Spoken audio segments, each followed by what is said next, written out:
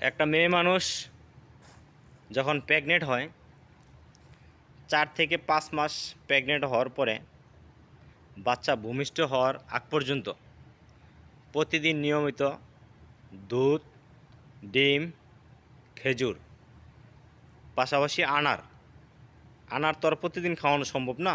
400 টাকা, 500 টাকা, 600 টাকা কেজি হয়। দুধ রেগুলার খাওয়াবেন 1 পোয়া পরিমাণ। একটা হাঁসের ডিম, যদি প্রেশার না থাকে, আর যদি প্রেশার থাকে তাহলে মুরগির ডিম। প্রেশার না থাকলে মুরগির ডিম, প্রেশার থাকলে মুরগির ডিম, প্রেশার না থাকলে হাঁসের ডিম। 4 থেকে 5টা খেজুর। এই 3টা খাবার নিয়মিত বাচ্চা ভূমিষ্ঠ হওয়ার আগ পর্যন্ত খাওয়া যাবেন।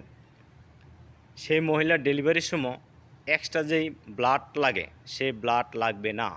সিজারের সময় কোনো ব্লাড লাগবে না এবং বাচ্চা পরিপূর্ণ হবে, বাচ্চা পুষ্ট হবে, স্মৃতিশক্তি ভালো হবে। বাচ্চা যদি স্মৃতিশক্তি ভালো আসে, শারীরিকভাবে সুস্থ আসে, তাহলে সে বাচ্চা নিয়ে মেডিকেলে দৌড়াইতে হয় না, হ্যাস্তন্যস্ত হইতে হয় না এবং সেই বাচ্চা খুব দ্রুত জ্ঞান শক্তি বৃদ্ধি পায়। আপনি সাশ্রয় পাবেন সব সময়।